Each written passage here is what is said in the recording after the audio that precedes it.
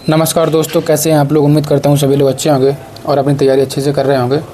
जैसा कि आप सबको पता है कि जून के लास्ट में आपका एग्ज़ाम होने वाला है यूजीसी नेट का, जून लास्ट में। ठीक है, तो उसी के क्रम में मैं आपके लिए प्रीवियस ईयर के पेपर्स लेके आऊँगा, उनको बहुत अच्छे तरीके से सॉल्व करवाऊँगा, जिससे कि आपका जो जून के लास्ट में एग्ज़ाम रहेगा उसमें बहुत हेल्प मिलेगी। और मैं जो क्वेश्चन करवाऊँगा वो आपको हर एक वीडियो में लगभग 20 क्वेश्चन करवाऊँगा। उसमें आपको क्या मिलेगा कि मैं इसको बहुत डिस्क्राइब करके बताऊंगा। 20 क्वेश्चन में अगर आप ध्यान से देखेंगे तो लगभग आपके 100 क्वेश्चन प्रिपेयर हो जाएंगे। और उनका नोट्स बना लीजिए, नोट्स बना के उनको बार बार रिवाइज़ कीजिए, क्योंकि एक बार पढ़ने से कुछ नहीं होगा। कम से कम 2 से 3 बार रीडिंग की ज़रूरत है, 2 से 3 बार रीडिंग करें। तो चलिए टाइम वेस्ट ना करते हुए स्टार्ट करते हैं ये पेपर। एक कौन सा पेपर है आपका, जो 25 जून को लेटेस्ट का पेपर है। 25 जून 2025 में यूजीसी नेट का जो एग्ज़ाम हुआ था, शाम की शिफ्ट में देख सकते हैं आप, 3 से 6 बजे, उसी को सॉल्व करवाऊँगा। चलिए स्टार्ट करते हैं।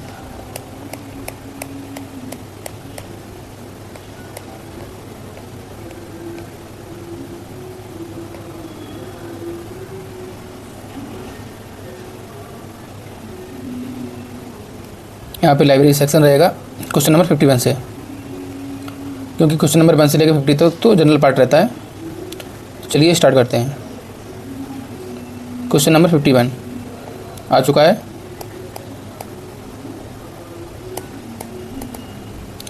तो चलिए यहाँ पे क्वेश्चन में कह रहा है, क्वेश्चन नंबर 51 में देखेंगे।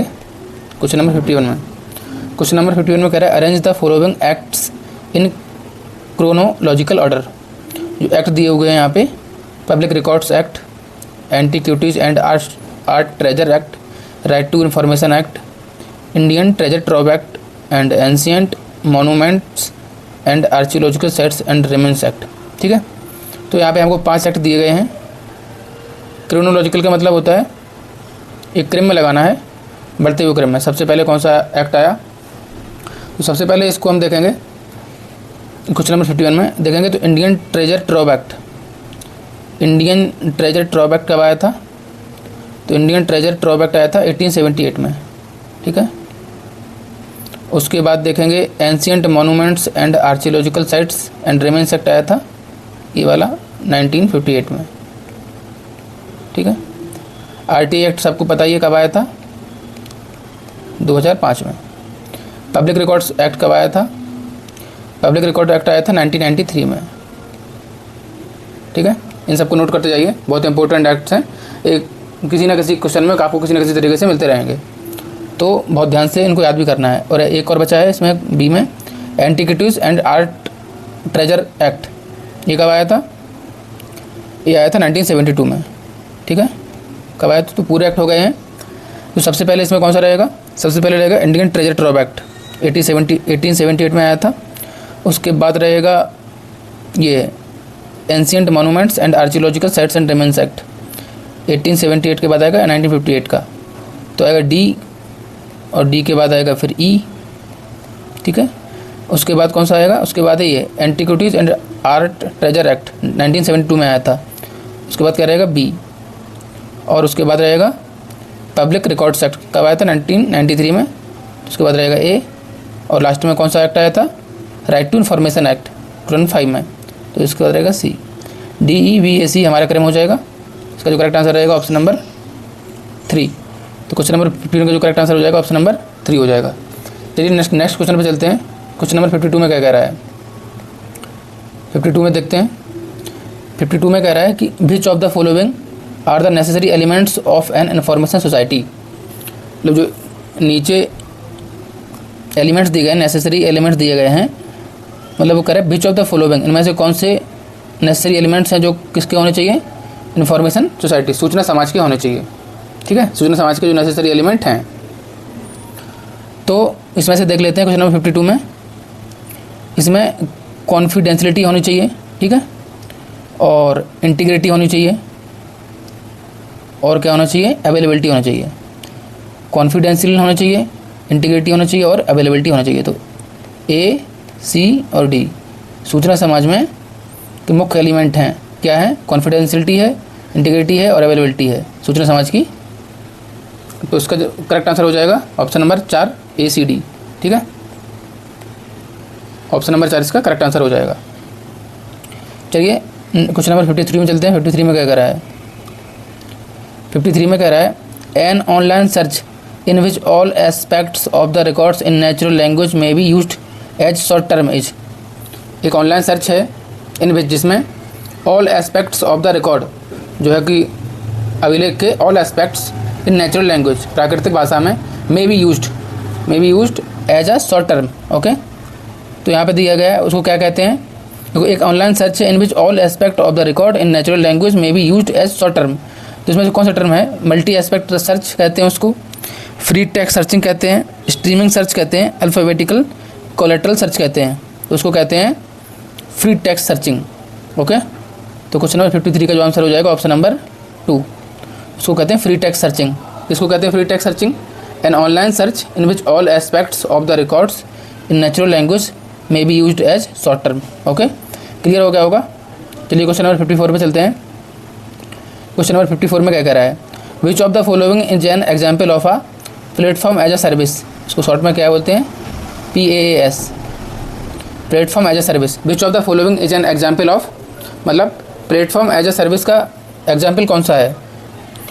तो प्लेटफॉर्म एज अ सर्विस का जो एग्जाम्पल है इसमें से Google app engine, Google app engine.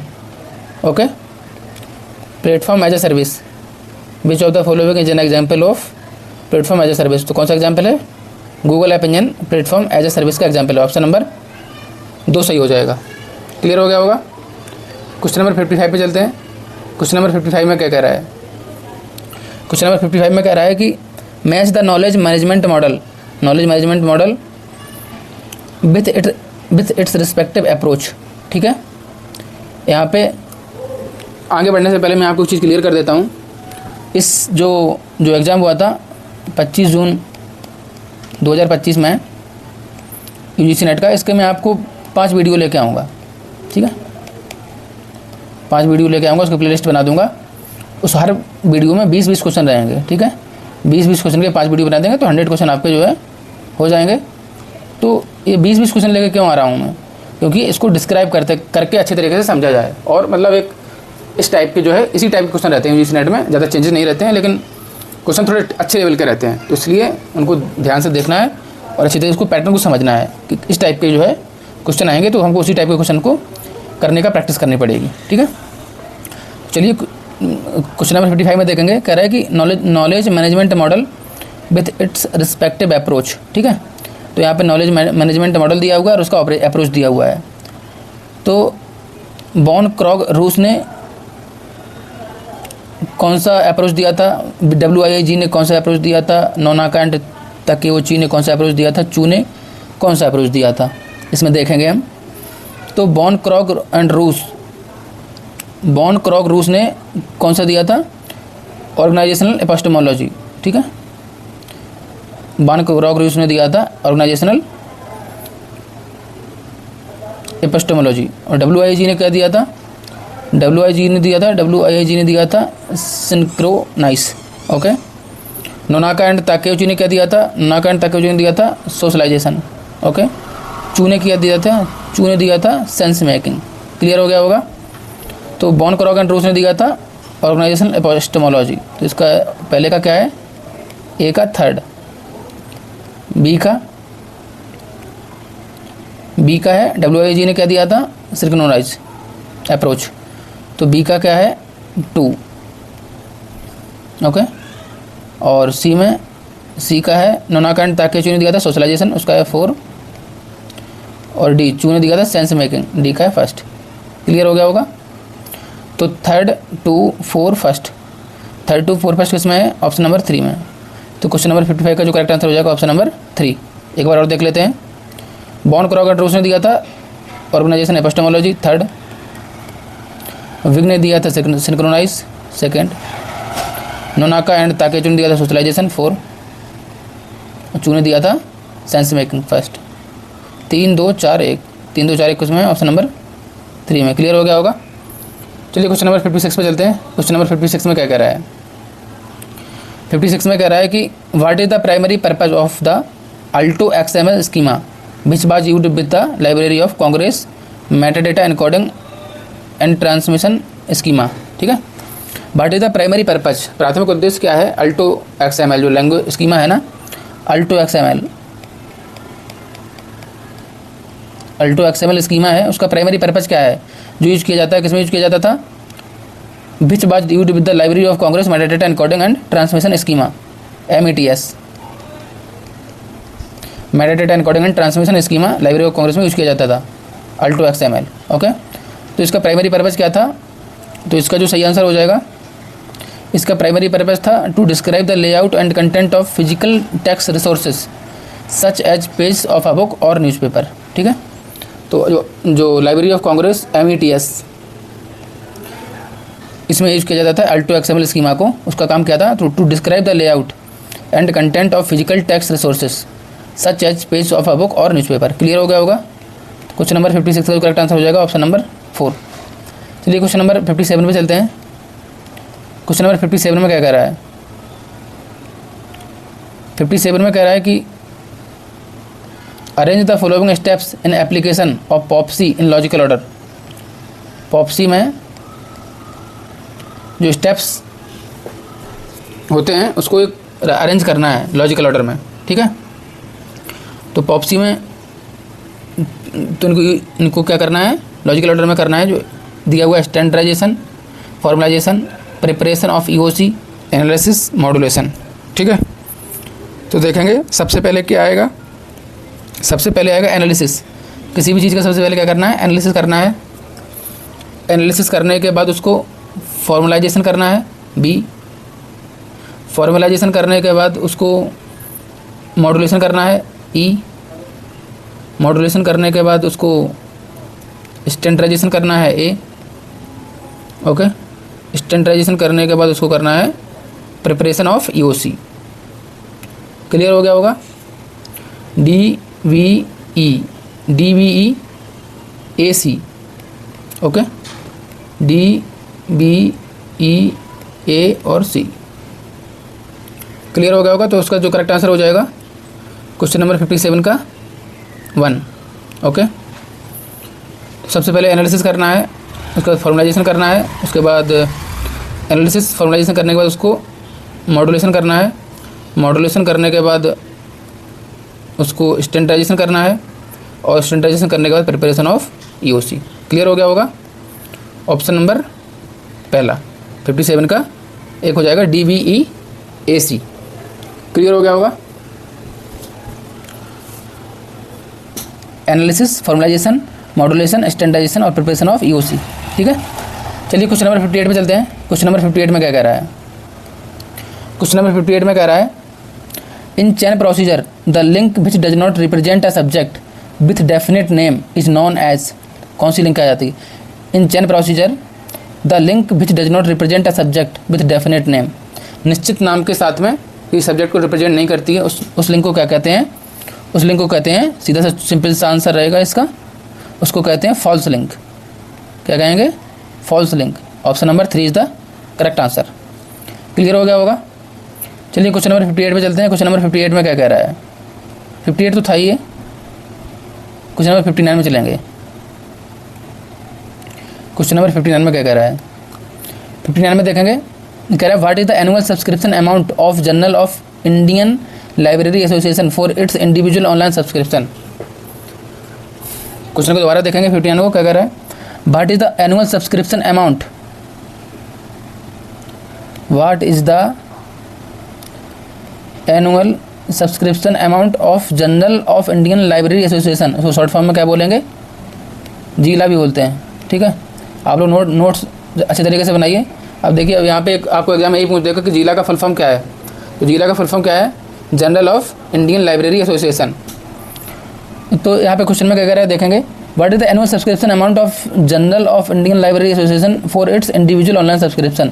जो जीला है इसके इंडिविजुअल ऑनलाइन सब्सक्रिप्शन का चार्ज कितना है, कितना सब्सक्रिप्शन अमाउंट है इसका, जो एनुअल सब्सक्रिप्शन अमाउंट है 1 साल के लिए कितना है। तो जीला का जो मैं आपको यहाँ पे बताना चाहूँगा, एक क्वेश्चन में एरर था, जो जीला का जो एनुअल सब्सक्रिप्शन अमाउंट है वो 1500 रुपीज़ है। कितना है, 1500 रुपीज़। तो इसमें ऑप्शन में कहीं भी 1500 रुपीज़ दिया नहीं गया है, तो आप लोग इसको ध्यान से नोट कर लीजिए कितना है 1500 रुपीज़ जिला का। चलिए क्वेश्चन नंबर 60 पे चलते हैं। क्वेश्चन नंबर 60 में क्या कह रहा है? क्वेश्चन नंबर 60 में कह रहा है कि identify the intellectual property related element in Dublin core Meta data.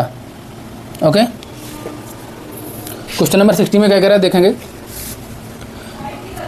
Question number 60 में कह रहा है कि identify the intellectual property related elements in Dublin core Meta data.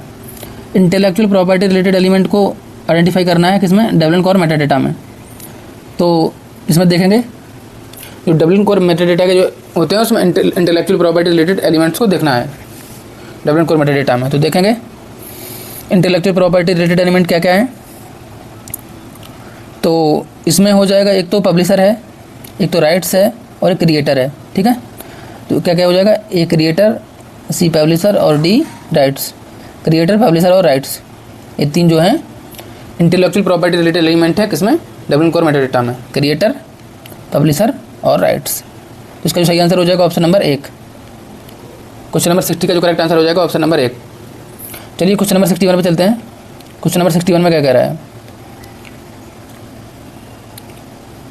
Question number 61 में देखेंगे। क्वेश्चन नंबर 61 में कह रहा है which of the following are non parametric tests. जो नीचे टेस्ट दिए गए हैं इसमें नॉन पैरामीट्रिक टेस्ट कौन कौन से हैं? Which of the following are non parametric test, इनमें से नॉन पैरामीट्रिक टेस्ट कौन कौन से हैं? तो देखेंगे इसमें से नॉन पैरामीट्रिक टेस्ट कौन कौन से हैं। यहाँ पे दिया हुआ है ANOVA test, Spearman correlation coefficient, Z test, chi square test, Kruskal Wallis test. तो इसमें देखेंगे इसमें से स्पीयरमैन कॉरलेशन कोएफिशिएंट टेस्ट जो है नॉन पैरामीट्रिक टेस्ट है, बी। ठीक है, उसके बाद chi square test non parametric test है, डी। उसके बाद क्रूस्कल बैलिस टेस्ट, ई। ये क्या है? ये तीन टेस्ट जो हैं नॉन पैरामीट्रिक टेस्ट्स हैं। ठीक है, तो इसका जो सही आंसर हो जाएगा ऑप्शन नंबर 4। क्वेश्चन नंबर 61 का जो करेक्ट आंसर हो जाएगा option number 4, Spearman correlation coefficient test, chi square test, Kruskal Wallis test. एक ऐसे टेस्ट हैं नॉन पैरामीट्रिक टेस्ट। क्लियर हो गया होगा। चलिए क्वेश्चन नंबर 62 पे चलते हैं। क्वेश्चन नंबर 62 में क्या कह रहा है? क्वेश्चन नंबर 62 में कह रहा है कि technology focus is a periodic publication of. जो टेक्नोलॉजी फोकस है एक पीरियोडिक पब्लिकेशन है, किसका है? ये सिंपल सा है, सबको पता ही होगा, ये DRDO का है। ठीक है, टेक्नोलॉजी फोकस। DRDO का फुल फॉर्म क्या है? DRDO का फुल फॉर्म है डिफेंस रिसर्च डेवलपमेंट ऑर्गेनाइजेशन। ठीक है, क्या है? Defence research development organisation. तो टेक्नोलॉजी फोकस जो है DRDO पब्लिश करता है। तो इसका जो करेक्ट आंसर हो जाएगा ऑप्शन नंबर 4, DRDO। ठीक है, क्वेश्चन नंबर 63 में चलेंगे। क्वेश्चन नंबर 63 में क्या कह रहा है? क्वेश्चन नंबर 63 में देखेंगे क्या कह रहा है। क्वेश्चन नंबर 63 में देखेंगे कह रहा है कि arrange the correct order in which the following commissions were set up. Correct order setup correct order में अरेंज करना है किसको? जो कमीशन दिए हुए हैं वो जिस क्रम में मतलब ईयर बाई ईयर बने थे। तो के कस्तूरी रंगन कमेटी बनी थी, यशपाल कमेटी बनी थी, कोठारी कमेटी बनी थी, कोठारी आयोग, कस्तूरी रंगन कमेटी, यशपाल कमेटी, कोठारी आयोग, आचार्य राममूर्ति कमेटी, हरि गौतम कमेटी। तो इसमें सबसे पहले कौन सी कमेटी बनी थी? सबसे पहले बनी थी कोठारी कमीशन बना था। ठीक है, सबसे पहले क्या बना था? कोठारी कमीशन कब बना था? 1964 में। ओके, कोठारी कमीशन कब बना था? 1964 में। उसके बाद 1986 में बना था आचार्य राममूर्ति कमेटी। ठीक है, ऑप्शन नंबर डी। आचार्य राममूर्ति कमेटी कब बनी थी? 1986 में। उसके बाद यशपाल कमेटी कब बनी थी? B, Yashpal committee. Yashpal committee बनी थी 1988 में। ठीक है, उसके बाद क्या बना था? हरि गौतम कमेटी बनी थी। कब बनी थी कमेटी हरि गौतम? हरि गौतम कमेटी बनी थी 2014 में। ठीक है, उसके बाद क्या बच रहा है? C, D, B, E और उसके बाद बच रहा है A। के कस्तूरी रंगन कमेटी कब बनी थी? यहाँ पे लिख देता हूँ। के कस्तूरिरंगन कमेटी ए जो बनी थी वो बनी थी 2020 में। तो सबसे पहले कोठारी कमीशन कब बना था? 1964 में, सी। उसके बाद आचार्य राममूर्ति कमेटी कब बनी थी? 1986 में, डी। उसके बाद एसपाल कमेटी 1988, बी। उसके बाद हरि गौतम कमेटी कब बनी थी? 2014 में, ई। उसके बाद के कस्तूरिरंगन कमेटी बनी थी, कब बनी थी? 2020 में, सी डी बी ई ए। इसका जो सही आंसर हो जाएगा सी डी बी ई ए, ऑप्शन नंबर 4। क्लियर हो गया होगा? एक बार फिर से बता दे रहा हूँ। कोठारी कमीशन बना था 1964 में, ठीक है। उसके बाद आचार्य राममूर्ति कमेटी बनी थी 1986 में, हरि गौतम कमेटी बनी थी 2014 में, यशपाल कमेटी बनी थी 1988 में, और के कस्तूरिरंगन कमेटी बनी थी 2020 में। तो सी डी बी ई ए, ऑप्शन नंबर 4, ठीक है। क्लियर हो गया होगा? चलिए क्वेश्चन नंबर 64 पे चलते हैं। क्वेश्चन नंबर 64 में क्या कह रहा है? क्वेश्चन नंबर 64 में कह रहा है कि when the user requires almost all relevant literature on a subject such approach is called as. When जब जो है यूजर है रिक्वायर चाहता है almost all relevant literature on a subject, मतलब एक ऑल रिलेवेंट लिटरेचर एक सब्जेक्ट पे चाहता है यूजर, तो ऐसे अप्रोच को क्या कहते हैं? तो ऐसे अप्रोच को कहते हैं, क्या कहते हैं? ऐसे अप्रोच को कहते हैं exhaustive approach, option number 2। When the user requires almost all relevant literature on a subject such approach is called as exhaustive approach, ठीक है। जब कोई यूजर ऑल रिलेवेंट लिटरेचर चाहता है अपने सब्जेक्ट पे, तो ऐसे अप्रोच को कहते हैं एग्जॉस्टिव अप्रोच। क्लियर हो गया? Option number 2 is the correct answer, ठीक है। चलिए क्वेश्चन नंबर 65 पे चलते हैं। क्वेश्चन नंबर 65 में क्या कह रहा है? क्वेश्चन नंबर 65 में है match national library of different countries with its year of establishment. तो ये सिंपल सा क्वेश्चन है, फिर भी बहुत इंपॉर्टेंट रहता है, क्योंकि लाइब्रेरी से रिलेटेड और क्या बोलते हैं, जो भारत में के हर राज्यों में जो स्थापना हुई है लाइब्रेरी अधिनियम की, पुस्तकालय अधिनियम की, तो वो इन दोनों से पक्का एक क्वेश्चन आता ही आता है। किससे आता है? लाइब्रेरियों की स्थापना का वर्ष, और ये लाइब्रेरी कहाँ की है, और पुस्तकालय अधिनियम राज्यों में, ठीक है। चलिए इसको देखते हैं। यहाँ पे कह रहा है कि match the national library of different countries with its year of establishment. तो लाइब्रेरी ऑफ कांग्रेस की स्थापना कब हुई थी? सिंपल सा है, ऑप्शन नंबर कब हुई थी? 1800 में। तो इसका जो ऑप्शन नंबर हो जाएगा ऑप्शन नंबर 3, ठीक है। लाइब्रेरी ऑफ कांग्रेस की स्थापना हुई थी 1800 ईस्वी में, ओके। नेशनल डाइट लाइब्रेरी, इसकी स्थापना कब हुई थी? इसकी स्थापना हुई थी 1948 में, ठीक है। इसका हो जाएगा 2। उसके बाद नेशनल लाइब्रेरी ऑफ जर्मनी, इसकी स्थापना कब हुई थी? इसकी स्थापना हुई थी 1912 में, इसका हो जाएगा 1st। एक ही बच रहा है अब, नेशनल लाइब्रेरी ऑफ ऑस्ट्रेलिया, इसकी स्थापना हुई थी 1960 में, 4। तो 3, 2, 1, 4, तो कौन से में किस ऑप्शन में? 3, 2, 1, 4, ऑप्शन नंबर 3 में। तो क्वेश्चन नंबर 65 का जो आंसर हो जाएगा ऑप्शन नंबर 3 हो जाएगा। फिर से देख लेते हैं। लाइब्रेरी ऑफ कांग्रेस की स्थापना हुई थी 1800 में, नेशनल डाइट लाइब्रेरी की स्थापना हुई थी 1948 में, नेशनल लाइब्रेरी ऑफ जर्मनी की स्थापना हुई थी 1912 में, और नेशनल लाइब्रेरी ऑफ ऑस्ट्रेलिया की स्थापना हुई थी 1960 में। तो क्या हो जाएगा इसका? 3, 2, 1 और 4, ऑप्शन नंबर 3। क्लियर हो गया होगा? चलिए क्वेश्चन नंबर 66 पे चलते हैं। क्वेश्चन नंबर 66 में क्या कह रहा है? क्वेश्चन मैंने जो आपको जो बता रहा हूँ ऐसे इसमें है, तो आपको ये एक क्वेश्चन केवल ये 3, 2, 1, 4 नहीं, आपको हर एक याद करना है। लाइब्रेरी ऑफ कांग्रेस की स्थापना कब हुई थी? 1800 में हुई थी, ठीक है। ऐसे याद करना है, ना कि ये क्वेश्चन के हिसाब से। नेशनल डाइट लाइब्रेरी की स्थापना कब हुई थी? 1948 में। नेशनल लाइब्रेरी ऑफ जर्मनी की स्थापना कब हुई थी? 1912 में। नेशनल लाइब्रेरी ऑफ ऑस्ट्रेलिया की स्थापना कब हुई थी? 1960 में। ऐसे याद करना है। क्लियर हो गया होगा? चलिए क्वेश्चन नंबर 66 पे चलते हैं। क्वेश्चन नंबर 66 में क्या कह रहा है?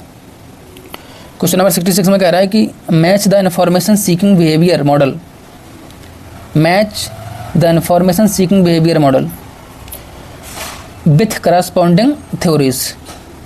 यहाँ पे इन्फॉर्मेशन सीकिंग बिहेवियर मॉडल दिए हुए हैं 4, और उनकी थ्योरीज दी गई हुई हैं, ठीक है।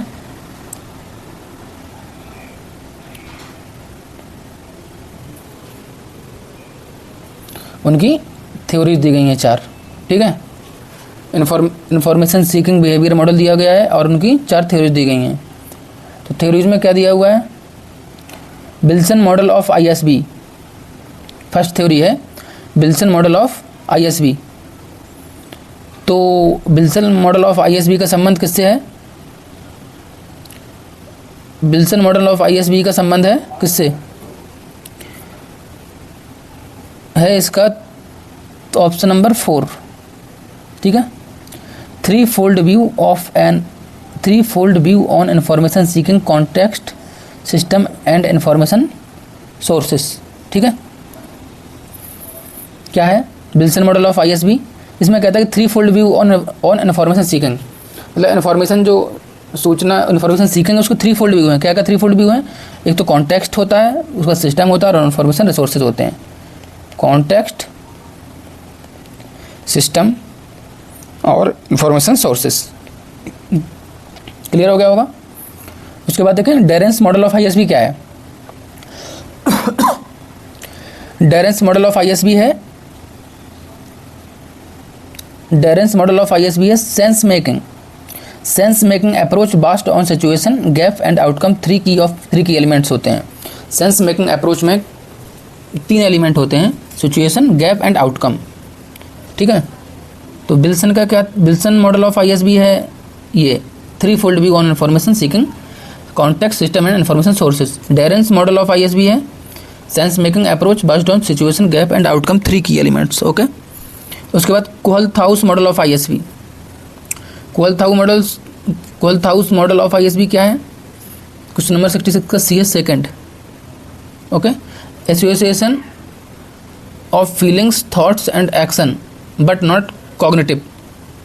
जो एसोसिएशंस है फीलिंग्स, थॉट्स एंड एक्शंस का, वो कॉग्निटिव नहीं है, ठीक है।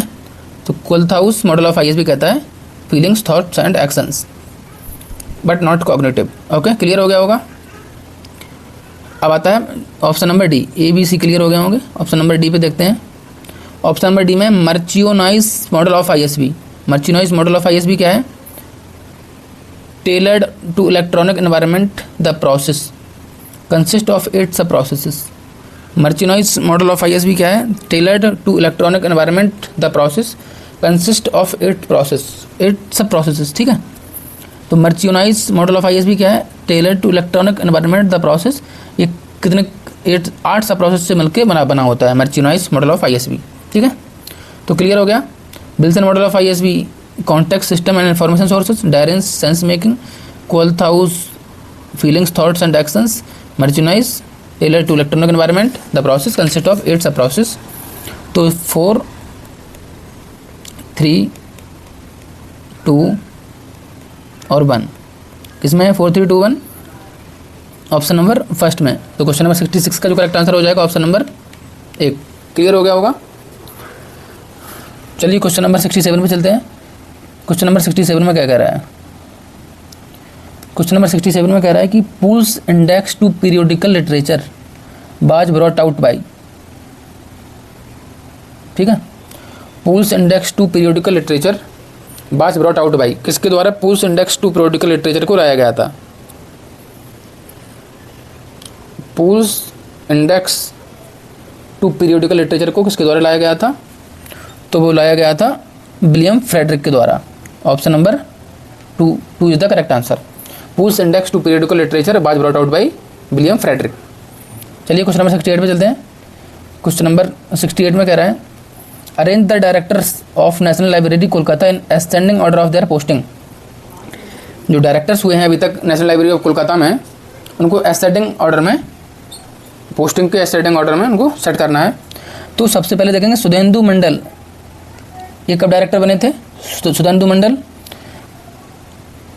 सुधेंदु मंडल डायरेक्टर बने थे 2004 से 7 तक, ठीक है। AR बंदोपाध्याय बने थे 1998 से 2000 तक, ओके। DN बनर्जी कब बने थे? DN बनर्जी बने थे 1992 से 97 तक, ओके। हरजीत सिंह कब बने थे? हरजीत सिंह बने थे 1998 में। और एस के चक्रवर्ती बने थे 2001 से 3 तक रहे थे, ओके। तो इसमें सबसे पहले क्या आएगा? इसमें आएगा सबसे पहले AR बंदोपाध्याय। नहीं, इसमें सबसे पहले आएगा D N Banerjee 92 to 97, option number C. 92 to 97 के बाद आएगा 98, सी के बाद आएगा डी।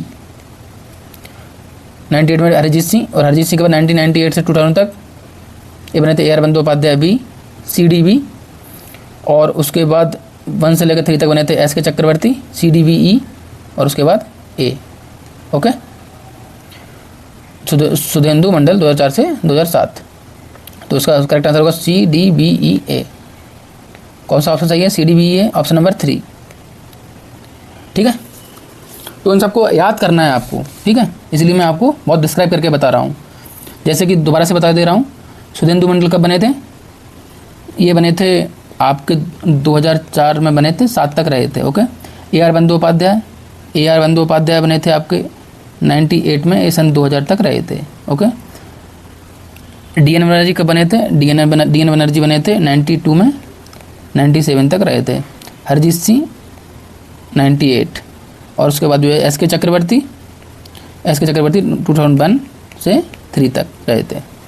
तो इसको सबको जब क्रम में सेट करेंगे तो आपका बनेगा सी डी बी ई ए, सबसे पहले डी एन बनर्जी, फिर हरजीत सिंह, फिर ए आर बंदोपाध्याय, एस के चक्रवर्ती, और लास्ट में सुधेंदु मंडल।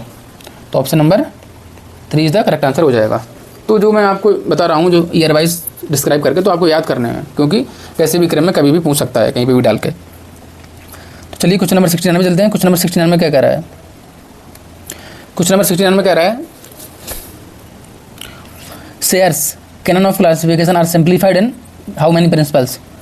जो शेयर्स का जो कैनन ऑफ क्लासिफिकेशन है, Sayers canons of classification are simplified in, जो शेयर्स का कैनन्स ऑफ क्लासिफिकेशन है कितने प्रिंसिपल्स में सिंप्लीफाइड किया गया है? तो 29 प्रिंसिपल में इसको सिंप्लीफाइड किया गया है। क्वेश्चन नंबर 69 का जो option number 4 is the correct answer हो जाएगा। Sayers canons of classification are simplified in 29 principles. Clear हो गया होगा? तो इजी क्वेश्चन है, Sayers canons of classification are simplified in 29 principles. चलिए क्वेश्चन नंबर 70 पे चलते हैं। 70 क्वेश्चन जो हमारा आज का लास्ट क्वेश्चन रहेगा, इसमें 20 क्वेश्चन मैंने आपको सॉल्व करवा दिए हैं। तो मैं 20-20 क्वेश्चन के ही वीडियो लेके आऊँगा, प्लेलिस्ट बना दूंगा, तो उसी पे आपको 5 वीडियो मिल जाएंगे, और 5 बहुत डिस्क्राइब करके बता रहा हूँ। और आप लोग इसको नोट्स के रूप में लीजिए, नोट्स बनाइए और उसको बार बार रिवाइज कीजिए। आपको यहीं से 100% इस 100 क्वेश्चन में गारंटी दे रहा हूँ, जो मैं आपको 100 क्वेश्चन सॉल्व करवा रहा हूँ विद डिस्क्रिप्शन के। आप ये 100 क्वेश्चन को विद डिस्क्रिप्शन अगर 2 बार रिवाइज कर लेंगे, तो इसमें से ही आपको कम से कम 5 से 7 क्वेश्चन 100% मिल जाएंगे, गारंटी से कह रहा हूँ। 5 से 7 क्वेश्चन इसी 100 क्वेश्चन के डिस्क्रिप्शन से मिल जाएंगे आपको। आपको विश्वास नहीं तो पेपर के बाद मैच कर लीजिएगा। ठीक, चलिए क्वेश्चन नंबर 70 देखेंगे। What is the primary purpose of the KBART recommended practice by NISO। ठीक है, क्या कह रहा है? What is the primary purpose of the KBART, what is the primary purpose of the KBART recommended practice by NISO। जो recommended practice by NISO है, उसका primary purpose of the KBART का क्या है? तो देखेंगे। तो क्वेश्चन नंबर जो 70 रहेगा, उसका जो करेक्ट आंसर हो जाएगा option number 3, to facilitate the transfer of holding metadata from content providers to knowledge base suppliers and libraries. What is the primary purpose of the KBART का जो प्राइमरी पर्पज है recommended practice by NISO, उसका purpose है to facilitate the transfer of holdings metadata, to facilitate the transfer of holdings metadata from content provider से metadata, जो holding metadata को transfer करना, to knowledge based suppliers and libraries.